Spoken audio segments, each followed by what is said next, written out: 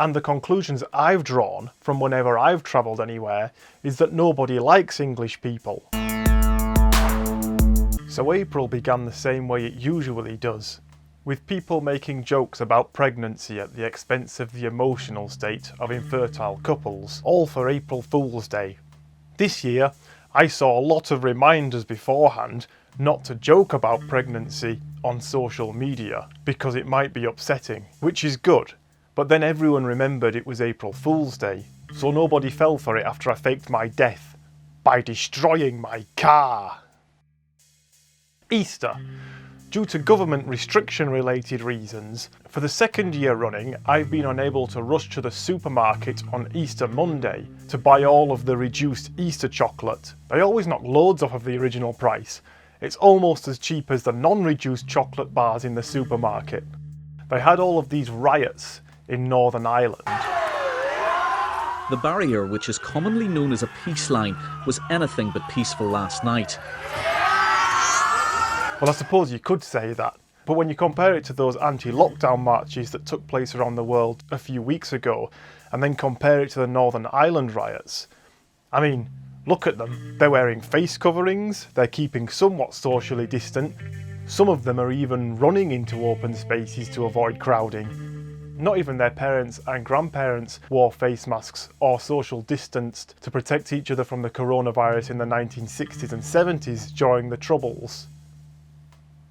No, I don't think this will take us back into the Troubles, but I do think that politicians are playing with matches. This is the time of year in Northern Ireland when, as the evenings grow longer, you can get into sustained rioting. We often have in the past. Hey, I tell you what, he's got a lovely garden. Isn't April nice when the blossoms are out? On the 9th of April, Prince Philip, the Duke of Edinburgh, passed away, causing my brief but optimistic coverage on his release from hospital in last month's video now seem ill-judged and very dated, just a few days after its release, and making the writers of The Crown urgently do some alterations to the next series to draw on modern-day parallels. It's fine, they've done it before. What else happened as a result of Prince Philip's passing? Well, every channel on TV and radio immediately dropped their programming schedules for the rest of the weekend to show around-the-clock black and white footage of the Duke of Edinburgh wearing hats and pointing at things. I've seen this one actually, they showed it half an hour ago. I'll see what else he's on. But it is absolutely vital when things get difficult. And helping his wife to modernise the monarchy, making them more accessible. Actually, I could have a bit of fun playing around with that shade of green. Just roll that footage again. Helping his wife to modernise the monarchy, making them more accessible. The TV and radio channels were then inundated with complaints from people and viewing figures dropped catastrophically. They even stopped doing traffic and weather reports. The rapper, DMX, also passed away on the same day. But nobody knew about that because the news was too busy. Eventually, TV channels began to resume their usual programming, even though they would have happily continued with the tributes if the viewing figures hadn't dropped so much. Later on for the funeral, everyone was told, due to coronavirus restrictions, not to gather outside in big crowds. But then people chose to be disrespectful to what they'd been told, so that they could show that they were being respectful by gathering outside in big crowds. The ultimate mark of respect. Isn't that nice? There was a nationwide minute's silence, even in Scotland, where people continued to play the bagpipes, but silently. April saw us very carefully being eased out of lockdown restrictions. Lockdown restrictions that have been going on since... how long's it been? October, I think, with a brief stint of being allowed out in December. But the government immediately regretted that decision and told us all to go back inside. Anyway, I say very carefully being eased out of lockdown, but what that actually entails is hundreds of people queuing down the street to get into a pub in Coventry on its midnight opening.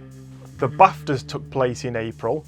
Admittedly, I didn't see the ceremony, but I did see the list of nominees and winners. This year was more diverse with the nominees than usual. Those awardy people have boxes to tick on their checklists because people on Twitter said that they weren't very progressive last year. The Oscars also took place, but I covered that in a different video. The link is up there somewhere, and probably somewhere down there in the description as well. A helicopter managed to take off on Mars.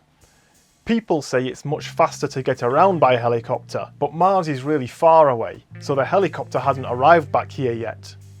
Here's what NASA had to say about it. On the 23rd of April, we celebrated George's Day. George's Day is a day on which we honour all of the Georges in the world. In this photo, you can see a load of people called George celebrating inside George at Asda. Unfortunately, not that many people celebrate George's Day because it's an English thing, and the conclusions I've drawn from whenever I've travelled anywhere is that nobody likes English people, and the other reason is because George's Day hasn't broken America in the same way that Patrick's Day has.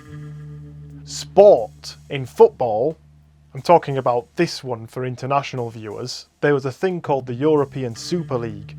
It's a special league consisting of these teams. Basically, everyone thinks that it's a bad idea.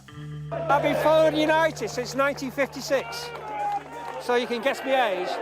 And it's about time that somebody spoke up about the parasites in this club. I've just received word that not everybody thinks that it's a bad idea.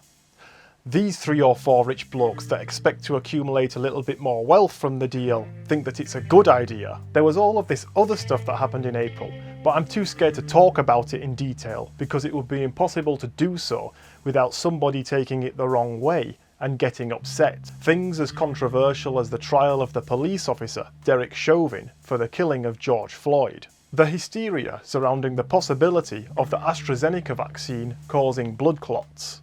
And Marks and Spencer suing Aldi because they both do caterpillar cakes. So that's all I've got for you for April. I wanted to cover a bit more this month, so I've compiled some funny pet themed home videos for you to watch. So I hope you enjoy those. Roll the video.